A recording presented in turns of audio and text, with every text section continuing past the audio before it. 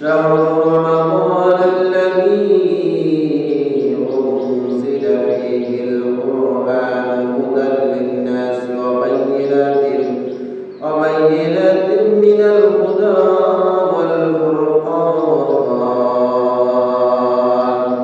فمن شهد منكم الشهر فليصم الآية. وقال النبي صلى الله عليه وسلم إذا صمت من العشر ثلاثة أيام فصم 13 و14 و15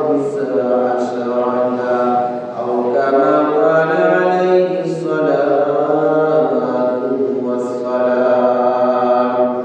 إن الله وملائكته يصلون على النبي يا أيها الذين آمنوا صلوا عليه وسلموا تسليما. بلغ العلا بكماله كشف الدجى بجماله حسنت جميع خصاله. صلوا عليه وآله. सारे दुनिया मुखालिफ कुछ नहीं नुकसान है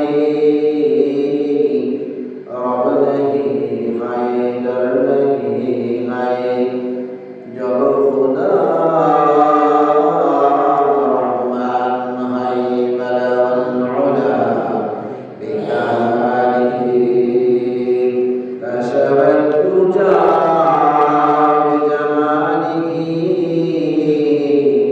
حسنت جميع خصاله. صلوا عليه وآله.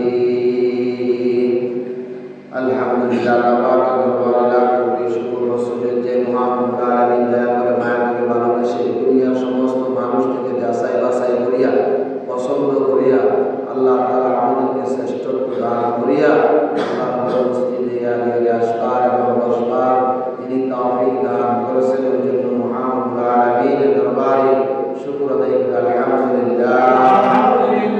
মহান আলামিনের দরবারে লাখ কোটি শুকর ও সুজুদ যে মহান আলামিন আমাদেরকে একটি সুন্দর একটি নেকের মাস দান করেছে, রমজান মুবারক মাস। এজন্য আবার শুকর আদায় করি আলহামদুলিল্লাহ। আল্লাহ হাবিব সাল্লাল্লাহু আলাইহি ওয়াসাল্লাম বলেন ওয়া শাহরুন আউয়ালুহু রাহমাতুন ওয়া আরসালুহু মাগফিরাতুন ওয়া আখিরুহু ইতকুন মিনান নার। জনাবে মুহাম্মদুর রাসূলুল্লাহ সাল্লাল্লাহু আলাইহি ওয়াসাল্লাম বলেন আমার উম্মতরা জানো রমজানকে তিনটি ধাপে ভাগ করা হয়েছে। ওয়া আউয়ালুহু রাহমাতুন, প্রথম ধাপ হলো রহমতের পর্ব। প্রথম ধাপ হলো রহমতের প্রথম দশক। আল্লাহ তাআলা তার বান্দার উপরে খাস রহমত দান করে। এই মাসটা তিনটি ভাগে ভাগ করা হয়েছে। প্রথম ধাপ হলো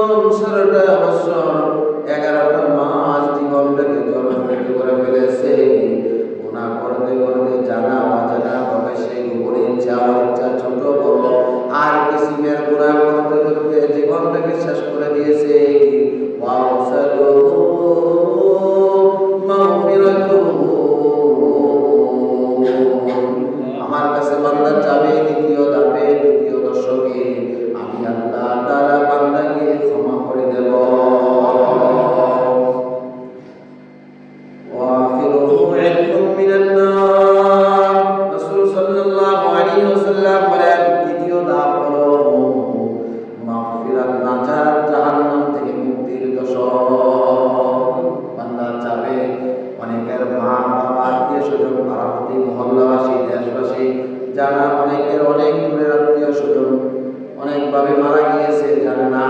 চাইবে আমি তাদেরকে জাহান্নাম থেকে মুক্তির ব্যবস্থা করে দেব। দুনিয়াতেও আল্লাহ তাআলা বান্দার সফলতা দান করে, আখিরাতেও বান্দার সফলতা দান করে। দুনিয়াতেও আল্লাহ তাআলা ক্ষমা করে দেয়, পরকালেও আল্লাহ তাআলা বান্দাকে ক্ষমা করে দেয়। রহমতে আলম নবী হাদে ওমা দওয়ানে তেরি হো গয়া মাই মুঝে খবর লো। রহমাতুল লিল আলামিন বিশ্বনবী নবী মুহাম্মদুর রাসূলুল্লাহ সাল্লাল্লাহু আলাইহি ওয়াসাল্লাম এই মাসকে খুব সম্মান, ইজ্জত, মর্যাদা এবং খুব এটাকে খুব প্রাধান্য দিত। এই মাসের পরিপূর্ণভাবে আল্লাহর হাবিব সাল্লাল্লাহু আলাইহি ওয়াসাল্লাম আমলগুলা বুঝে শুনে পরে তিনি ফসলগুলা উত্তোলন করতেন। আল্লাহু আকবার। ফসল তোলার মাস রমজান মাস, ফসল তোলার মাস। কৃষক ভাইরা ভালো জানে ফসল কোন মাসে করতে হয়, কোন মাসে ফসল রোপণ করতে হয়। হ্যাঁ, এটা ভালো করে জানে। হ্যাঁ, যে রাসূল বলে আমার উম্মতেরা দুনিয়ার প্রতি এত ব্যস্ত হয়ে যাবে, দুনিয়ার প্রতি এত মশগুল হয়ে যাবে, দুনিয়ার নিয়ে এত তাড়াহুড়ো করিও না, আখিরাত নিয়ে ব্যস্ত হও, আখিরাত নিয়ে মশগুল হও, আখিরাত নিয়ে তাড়াতাড়ি তাড়াহুড়ো করো, আখিরাত গুছাও। তাহলে তোমার কবর জগৎ গোছানো হবে। আর কবর জগৎ যদি গোছানো হয়ে যায় তোমার জন্য আল্লাহ তাআলা জান্নাত দিবেন। সুবহানাল্লাহ।